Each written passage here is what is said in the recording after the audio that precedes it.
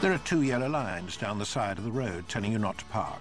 And just in case you can't see them, there are two yellow flashes on the pavements, 3 yards apart, telling you again that you can't park.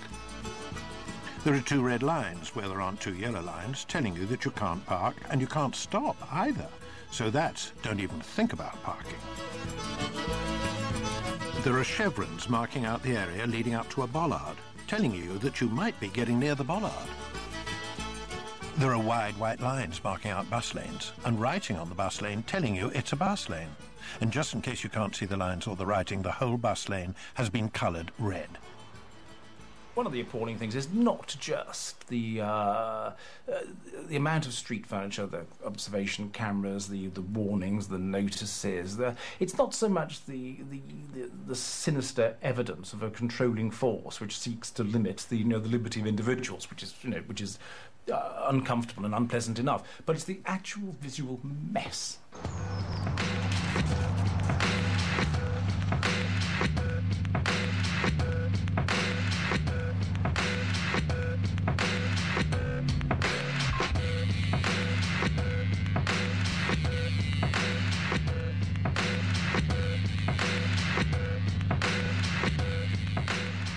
Few streets illustrate the point better than Cable Street in the East End of London. Sir Oswald Mosley's volunteers were kept at bay at the famous Battle of Cable Street in the mid-30s. But where the anti-fascists succeeded against Mosley, they would have been no match for the Highways Department. This street is part of our London heritage. Now look at it. What is it now? Council estates on each side and poles sprouting all the way down Cable Street. There must be about 1,000 tons of steel and concrete with poles and signs indicating which way it's one way this way, which way it's one way that way, which way it's two ways both ways, which side is the cycle track, which way is this track for pedestrians, which way is the track for motorists, signs warning us of a roundabout ahead, signs warning of us of a traffic light ahead, signs telling us this, that and the other, endless street lights, far more street lights than are necessary. Vice can't thrive where there are street lights. It was more interesting when everything was dark. And the street furniture, the landscape, is now just a forest of metal poles, concrete lumps, and big blank metal signs all over the place. It's absolutely horrible. The worst of it all are the pedestrian barriers to try and make pedestrians cross the street here and stop pedestrians from crossing the street somewhere else. There are thousands of tons of metal have gone into all these ghastly barriers which look horrible and don't stop me. Because when I see a pedestrian barrier, I just climb straight over it, even if I wasn't going that way, just to show that I will not be stopped. I'm always having accidents. I'm trying to cross with shopping and I fall off. But even if the pedestrian barrier wants to make me go 2 yards a little way round, I won't. I won't be told what place to choose. And watching Matthew carrying out his private and slightly deranged one-man revolution is Big Brother. God only knows why he's watching, unless he's just having a laugh at the mess he's created. So our grumpy old men go about their daily business. For much of the time, if you didn't know better, they'd seem just like anyone else. Getting the shopping, going to work, going to the football, going to the cinema. But while grumpy old men may often seem calm and collected on the outside, inside their heads is a constant turmoil. These people can't hear an announcement on the station without mentally correcting the grammar. Can't listen to a politician speaking without noting that he hasn't said anything. Can't see a sign advertising a massive rug sale without wondering out loud who on earth would want to buy a massive rug, and enduring the family all raising their eyes and bleating, "Oh, Dad." Grumpy old men are condemned to a lifetime of silently monitoring the lunacy that is the world around them. But give them a chance. Ask them an apparently innocuous question, and it's like lighting the blue touch paper. Public transport in Britain is absolutely atrocious. The services are bad, they're crowded, things simply don't come, things are expensive.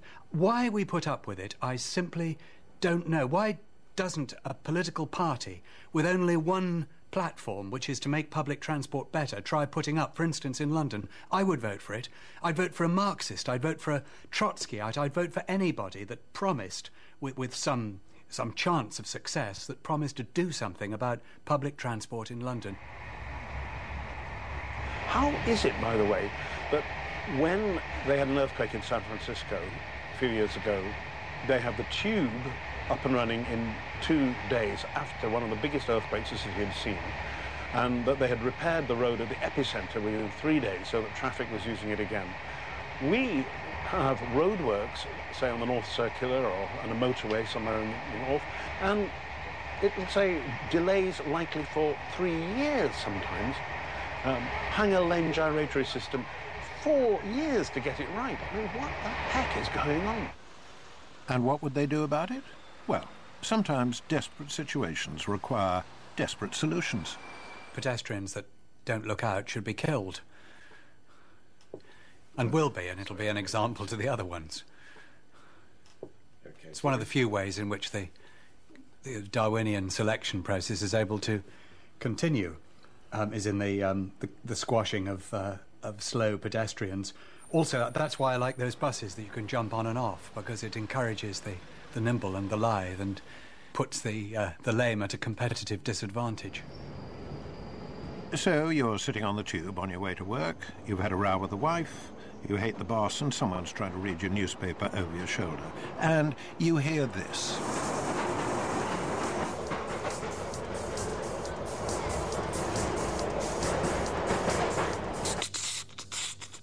And there's some guy going like it's absolutely ridiculous. Part of me is thinking, well, what is that? What is that tune? I can recognise it. And the other part, this is the more predominant part.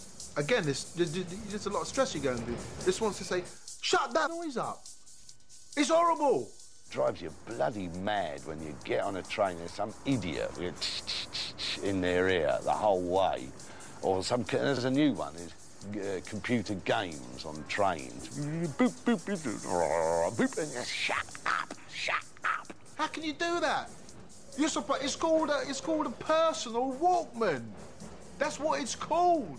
A personal Walkman. That means it's for you, not for me. I'm 7 feet away. I can hear it. It's really annoying. Turn it off before I cut your head off and use it as a bowling ball.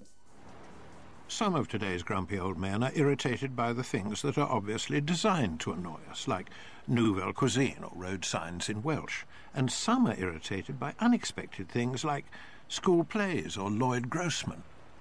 But there is one thing that irritates each and every one of them, beyond endurance, driving them to verbal violence and only stopping there because physical violence is not an option. Welcome to British Airways London Eye. Champagne sliding through fast-track ticket sales line. Press 3. Thank you for calling Arsenal Football Club. For mail, customer reference number of security pin has not been recognised. Hello, and thanks for calling Sky Plus. To help us answer your call, please include possible first digit of your security pin. Please press the star button on your telephone twice. Press 2. Please press 1. please dial 0 now. Press 1. Press 3. Press 0. Press 1.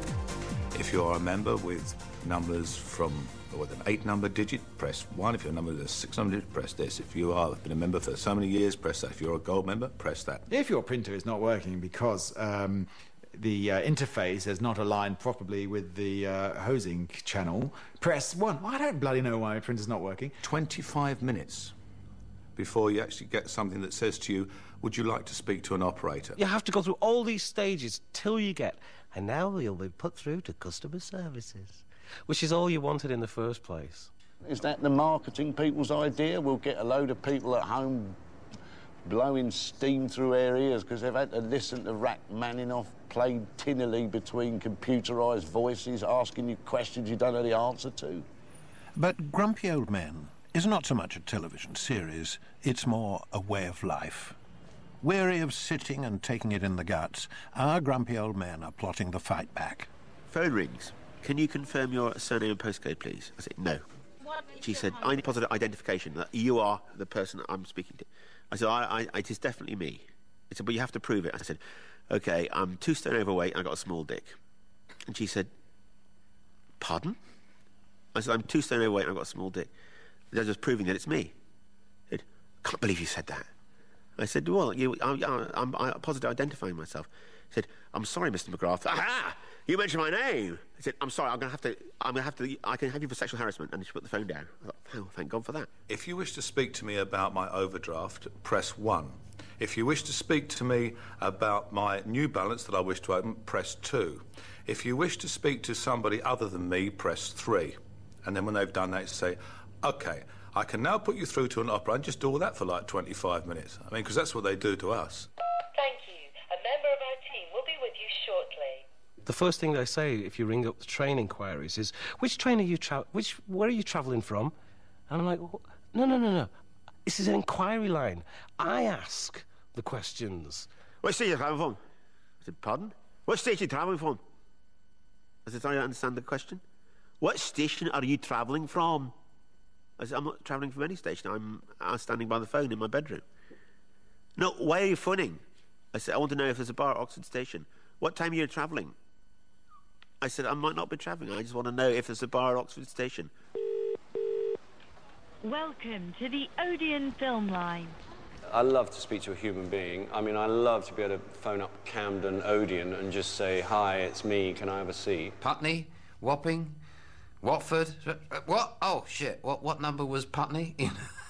Oh, just bang, start again. They didn't say, oh, sorry, that one's sold out, or, you know, they wait until the end and say, yeah, your credit card will now clear, and, oops, sorry, it's all, in fact, sold out. Do try some others. And you go, what? Oh, bollocks. See, mobile phones, I didn't want to get one, and now I've been forced to get one by people, and saying, look, withheld number. Why can't they tell me who's ringing up? Yes, what do you want? You've had an email. Simon, I'm not interested. I'm on camera at the moment being a grumpy old man, and you've interrupted me, all right? But I'm sorry, I can't. I'll have to talk to you later. What makes me fed up about mobile phones? My goodness, is the director.